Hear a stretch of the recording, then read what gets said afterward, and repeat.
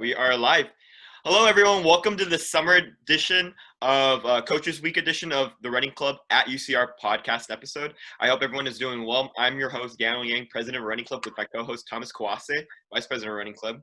Yep. Today, we have a very special guest from my alma mater, Walnut High School head coach, Jerry Knox. Knox is this year's 2020 Walnut High School Teacher of the Year and has been teaching for 25 years of experience as an AP teacher, IB teacher, head coach of cross-country, track and field, distance coach, club advisor, marathon runner, and 7-time Guinness Book World Record holder.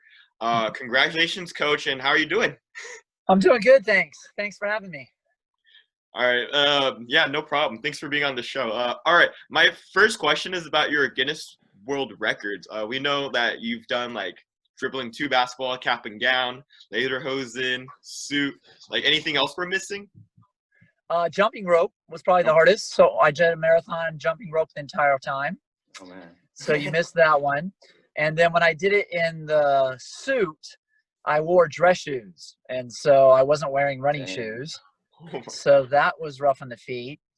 And, yeah, it sounds like you got all the other ones. Okay. And then, like, how did you get, like, into, like, becoming a world record holder? Like, how do you get into this? Well, when my son was 10, he had, I think it was like 9 or 10, and he saw the Guinness World Records, and I was just running marathons, and I was doing them in about 3.5 hours, and we saw the Guinness World Record for fastest marathon dribbling a basketball was 4.5 hours. And my son's like, hey, you can do that, Dad. You play basketball. And so I went out there and set that world record, and then someone broke it. And then they did it too fast. And I thought, okay, I can't do that. So then I did 2 balls. And then someone broke that. And then I had to move on to other things. And so all my world records have been broke except the suit and the dress shoes, because I did that this year. So no one's had a chance to break it yet. But, records are made to be broken. Yeah, of course. And like 26.2 miles, like, how do you do it, Coach? Like, how do you, like, stay focused with all that, like, dress shoes and, like, all that gear? It does help when there's the crowd there cheering them on and stuff. I think it'd be a lot harder on a treadmill by myself in a room. But, I as a teacher, I like to make people laugh and smile. And when you go to marathons, some people have signs, and one of, like, my favorite signs is worst parade ever, and go mom, go Sally, all this stuff. And, people are bored waiting there for their family member, and some dude comes by, dribbling a basketball or jumping rope or wearing lederhosen. It's funny, and it makes them smile. And then, it keeps me motivated to keep going. And I guess, I like attention. And so, it kind of feeds the fire for me to finish strong. Dang. I have a couple questions, because I'm a marathoner too, but, like, I've never done any of these, like, basketball or anything like that. Like, I have a couple dribbling questions, like how often did you, like, miss dribble during practice, or was it something that was easy, like, just to transition to? It sounds kind of arrogant, but, if you play basketball your whole life, it really isn't that hard. The first time I did go out to a community college near my house and dribble around the parking lot, because you don't want to be dribbling through your city. Some, cars are driving by, like, what a fool that guy is, So I was in this parking lot, and I did a couple miles. And the truth is, it got pretty boring, And so I just thought, screw it, I'll just do this at the LA Marathon. What I found out was I really struggled because my biceps were just tired. So when I did it a second time, I really found that just doing weights actually helped, but dribbling didn't necessarily help so much. And then, what I found is, after my records got broken, I finally kind of got focused on trying to break 3 hours in a marathon, which is a sub 7-minute pace, So I ran with people, and I just got faster. And then when I got faster, it's like, oh crap, I should go back and get my I can beat that guy now. And so I personally found that just being a better runner help me for all that other stuff. And then, you know, like the costume things look really hard. I've even run like a half marathon as Napoleon Dynamite. I mean, I wear costumes at Halloween and things like that. And other people are like, how can you run in jeans? And to me, running in jeans when it's 58 degrees is no harder than running when it's 88 degrees in shorts. I mean, if you're hot and sweaty, you're hot and sweaty. And so I never did a marathon or a half marathon in jeans when it was hot. You know, that would be ridiculous. And so like I went to London, and that's how I got my picture in the Guinness World Record. Is you have to go to London, because if you break a record, they give you the record, but it's kind of you could cheat, I guess. You know, you videotape and stuff like that. Anyway, I went to London. It was super cold. I'm dribbling 2 basketballs. And I will say there it was hard because it's so crowded. I believe 30,000 people run the London Marathon. So the ball would hit people's ankles, and then you just can't make forward progress without dribbling. So I'd have to go get the ball, or someone throwing the ball. I'd have to go back where I lost the ball and keep going. Oh, like how often do you think that happened? Like, because I imagine like in the beginning, it's just like everyone's packed. Yeah. And so you go slow, you know. So I've done different things. A couple times when I did the one basketball, I would start late, because really you just have a chip on your shoe. So you don't have to start when everyone starts. So I would be back with the walkers, and it was easy to zigzag through the walkers. But with the 2 basketballs, I was stuck with them. The funny thing is I was really frustrated that I was going too slow, that this just isn't working out. But it kind of worked out that it helped me pace, because I was in the right pace. And so I just stayed with that. And so really, it was a really strong marathon because I didn't go out too fast. So many people do marathons by going out too fast, and then they bonk, you know, they collapse. And so I'm at mile 12 thinking, oh man, I could have done this faster and stuff. But then when I'm at mile 24, still feeling good, it's like, oh, I'm glad I was going 8-minute pace back there instead of a 7:20 pace. I see. So like you have like a lot of experience with marathons. Like, when was like the first time you ran a marathon? 2007, and the LA Marathon. So I've now run like 103 marathons. So, you know, if you're a marathon runner, when you're training, you're supposed to do a long run on Saturdays, you know, every couple weeks or something as you work your way up. I found I would run a marathon every month, and that was my long run. So in my training, I never really went over 15 miles, because over 2 hours, you know, on a Saturday is pretty tough. I mean, you're tired and stuff. And so I would do little marathons that were like training marathons that I wouldn't try in, but I would do the 26 mile, 26.2, and it would count. And then, you know, maybe 6 months down the line, I had a goal marathon where I'd try to, you know, PR or do some kind of special time. And then the truth is, a lot of people do this, not just me, is a lot of times those are kind of like downhill marathons, or at least not uphill. You know, you're not going to do your best time in the San Francisco Marathon, you know, which is very hilly and stuff. And so there's marathons that are more favorable than others. And those are the ones that I would really, you know, train for. I see. Oh, so okay. So like, are there any other world records that you want to break in the future, or anything like unrelated to running that you want to break? No, I've really kind of given that up. I am 50 now, and the 2 basketballs especially, and the jumping rope. I mean, you know, most people feel terrible when they finish a marathon, but when you're just wiped. You feel horrible after that, especially the 2 basketballs, because you can't rest your arm. When you're doing one ball, you can switch arms or something, and then it hurts for 5 minutes and then switch back. But I've kind of moved on from that, and just, you know, since you asked, I've kind of got into backpacking now. And, you know, all the marathons are canceled, and you go out there and backpack in the mountains. You're away from COVID. And so I just did the John Muir Trail. That's what I'm actually coming home from right now, which is a 220-mile hike through the Sierra Nevada, you know, going over passes and stuff. And it's great being out there in nature. And I think my running really has helped me that, you know, a lot of people really struggle and they can't breathe and these passes are really hard. And I kind of had to end every day because it got dark. You know, my body, my legs weren't giving out on me. And so, you know, as a 50-year-old, I'm still strong from all that running, but I've kind of accomplished the things I've done, I've wanted to do in running, and you only get slower, you know, as you get older. And so, you know, I think I'm going to do running more as recreation and kind of maybe do some of this backpacking stuff. That's nice.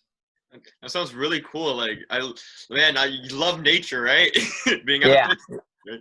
Yeah. Great views and stuff, right? Yeah, exactly. And I remember when I was like I think it was like my final year, I was like at Chino State Park, and Coach Polite got us out there running on that trail. Those were really fun times, like going over the streams and stuff. And so, Yeah. yeah. And so I'm gonna transfer to our next agenda is gonna be talking about like your coaching. So like so during my senior year at Walnut High School, you joined the team as an assistant coach, and last year unexpectedly our former head coach Polite passed away, and it was like one of the most difficult things for many of us. And I was wondering, how did you deal with the transition becoming head coach? Well, he was going to retire. So those of you guys that don't know, we had these twin phenoms. He was hoping to retire before they came in, but he knew the mom. He'd coached the mom, and he's like, "Hey, I'll stay." And they were spectacular. So Chloe and Emma Arriaga were just these amazing athletes. And so he there at the end, you know, he was getting tired, you know.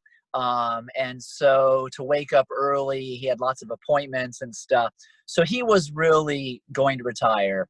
And he was kind of setting me up, and, you know, as the assistant coach, I was going to move into that spot. And then, you know, he tragically passed away, but it was kind of already set up that I was going to be moving into that spot, especially as a teacher on campus. It was, and since he wasn't, it was hard for him, you know, to meet and those types of things. So as he kind of said, he was hoping to be my consultant and, you know, help me along the way, where it was kind of one of those sink or swim things. But I was underneath his leadership and learned so much in the 3 years. It is kind of funny that, you know, we all think we know so much. And coming in as a marathon runner, you know, it's just totally different. And so to try to do the speed work and all those things, I will say, like, one of the things that I, you know, of the many things I learned from him, but like, he wouldn't put people in races. And he's like, no, take the day off. Don't even show up on Saturday. And I think, like, the kid wants to run. I mean, why are you holding this kid back? And then sometimes, like, a kid would run that he would try to talk, and then they would come in last. They'd feel terrible. They'd really almost want to quit cross country and never do it again. And I'm like, oh, it's better to not even let them fail, you know, let them think they could do better than they could, instead of actually seeing the writing on the wall. And, you know, especially in track, you get lapped, and, or even in cross country, the next race starts, and then the people are coming in ahead of you. And so, you know, he knew not to even put people out like that. So anyway, I learned so much from him, and then, you know, took that knowledge into this year's coaching. Mm. Yeah, I see. Yeah, I remember that when I was my senior year, because after the twins left, he probably would have retired anyways. Yeah. So, Yeah. For sure. Yeah. So my first 3 years actually in high school was I was under assistant coach Thompson, and like when you joined the team, there was like a little bit of difference. I was wondering, like, when you took on the lead, what have you done differently than Coach Polite? Well, you know, like anything, there's different schools of thought, and you know, he's probably right with his years of experience, but at other schools they do a little higher mileage.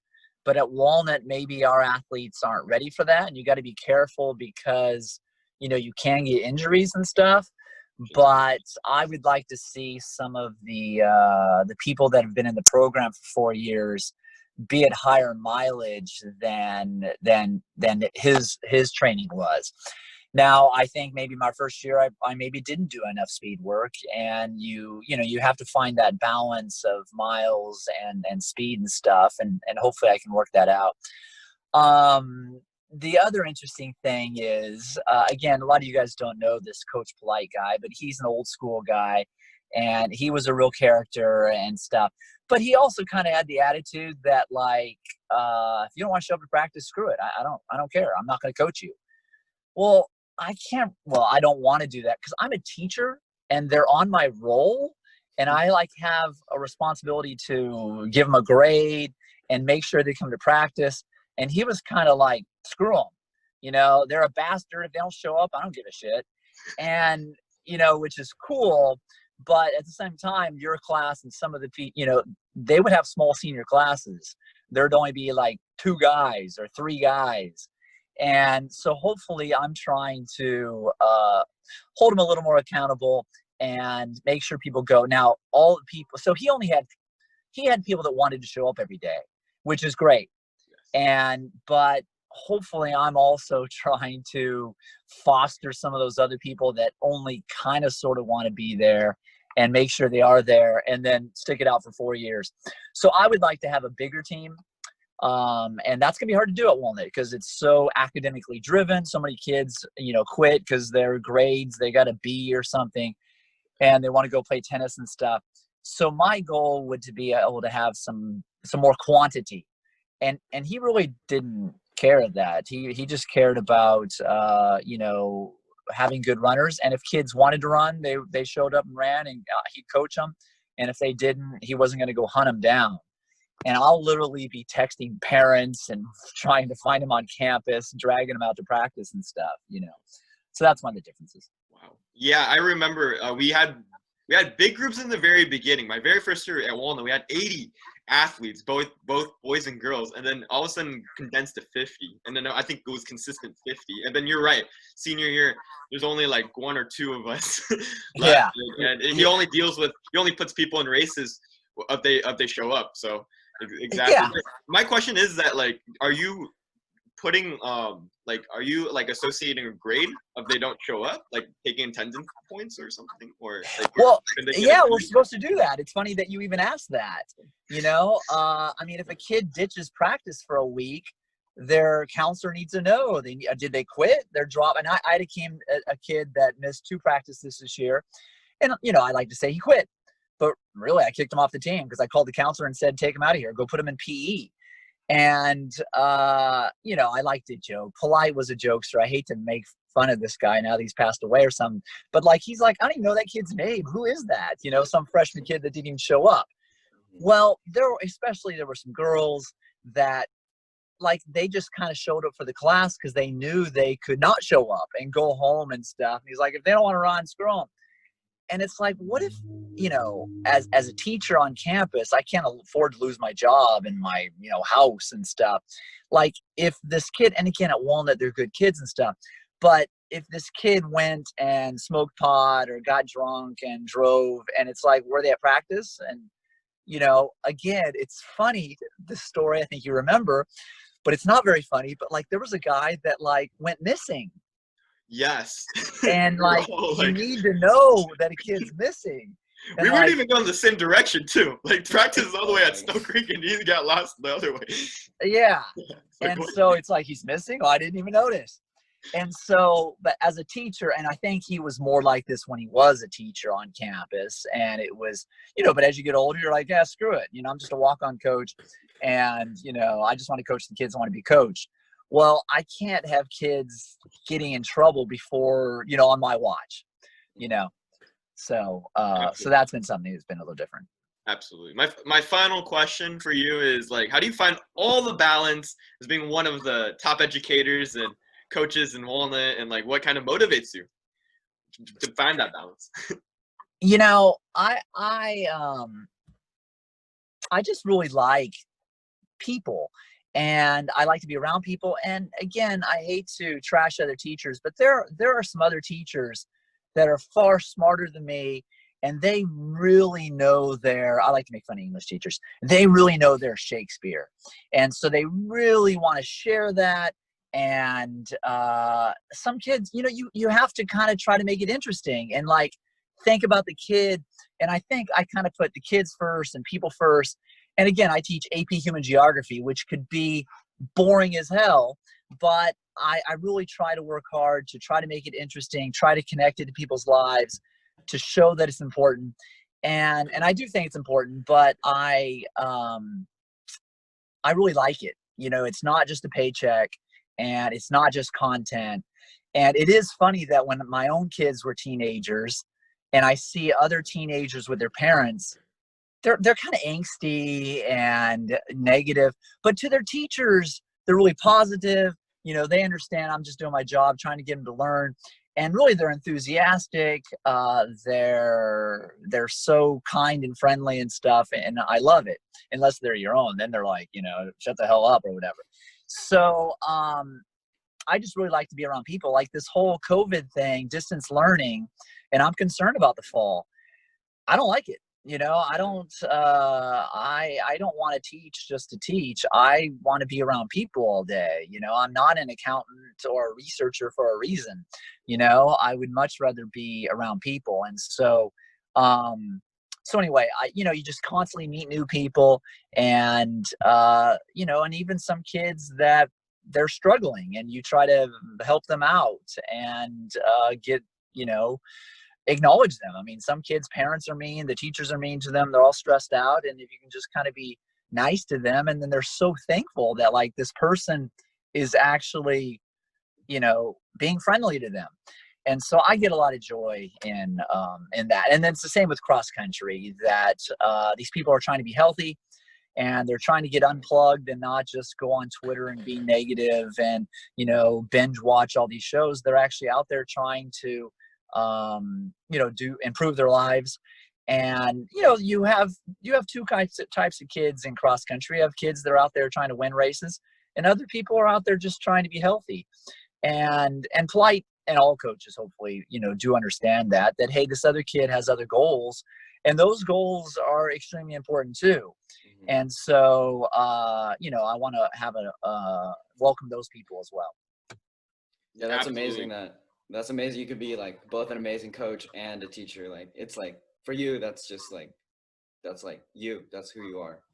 So we're going to move to the final segment. We call it the final kick.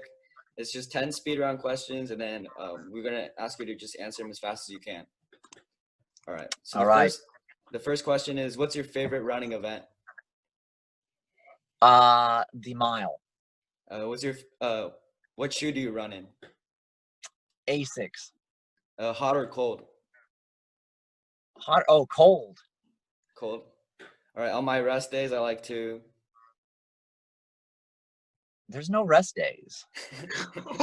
7 days a week. That's awesome. Which coach do you want to give a shout out to? Which coach? Let's just say Coach Thompson. What book do you recommend? Born to Run. Born to Run. Yeah, my coach actually recommended that too. Mile or 5K? A mile. Have you ever ran a marathon? Or you did, yeah. And then what's your favorite breakfast? Damn. Favorite breakfast? We're supposed to eat breakfast? Running. That's why I run after breakfast. You have breakfast after you run. I don't want to run on a full stomach. That's true. But I'm vegan, and so I eat boring food. My favorite breakfast food would be a breakfast burrito, but I haven't had one for 4 years. So, But really, I'd say like muesli. Muesli. I've never heard of that. With almonds. So it's like oats and dates and raisins with some almond milk. Okay. Yeah, that's good. Okay. Wow. Yeah, you're right, Coach. Hey, we do wake up 8 a.m. Sometimes it's really hard to find the right breakfast. Yeah, you don't want to run, but that's really cool that you're a vegan too. So, and that's something that I actually did not know actually. So that's really cool. Well, it's only been I only been it's been 3.5 years now. So I wasn't when you were there. Oh, okay. Yeah, so I haven't always been vegan. Yeah. That makes sense. Okay. Yeah. So really, really nice. Usually we end leaving our viewers like with a quote, but like, however, Coach, like, do you have any like last piece of advice for our viewers and potential like people want to get into the sport? Yeah, I just think that you got to stick with it. And you know, I've always wanted to kind of be buff and lift weights. And whenever I started having gains, I'd lift weights for like whatever 3-4 months. I always stopped. You know, I never lifted for a year or years, 3 days a week. And with running, I have. You know, I mean, I used to run 3 days a week, then 4 days a week, and now I try to run 7 days a week. And some will happen where I miss a day here and there. But, you know, sometimes I'll run for 28 days straight because I have it on my Garmin and stuff. And so I think for running, you just can't take a week off, you know, unless you're sick, you know. But even if you get out there for only 30 minutes a day, it's something. And so I try to run every morning. If I can't, I run in the evening. And then if I can't run in the evening, I'll run in the dark. So I always have like backup plans. And because some people are like, how do you have time? And it's like, it's a priority, you know? I mean, how do you have time to have dinner? You have to have dinner. You have to make it a priority. And so I just make running part of my life. And again, physically, of course, it makes you strong. But I find that time alone to think is, you know, sounds cliche, but it's therapeutic. And, you know, it's very helpful in my life. Yeah, everyone runs for a different reason. And yeah, I think it calms the body down. So you're 100% right on that. And so thank you so much for coming, Coach. Congratulations on being Teacher of the Year. Very well deserved. And thank you for our viewers for watching. Make sure to subscribe to our YouTube channel, follow us on Facebook and Instagram, and join us on Strava. And make sure to take Coach Knox's AP Human Geo if you're at Walnut, and join cross country and track and field at Walnut High School. All right. And as thanks, well as guys. running. Thank you. Thank you All right, so thanks, much. man. And All right, appreciate it, man. hope you All right, drive good luck. safe. Thank you. All right, thanks. All right, See you peace. guys. All right.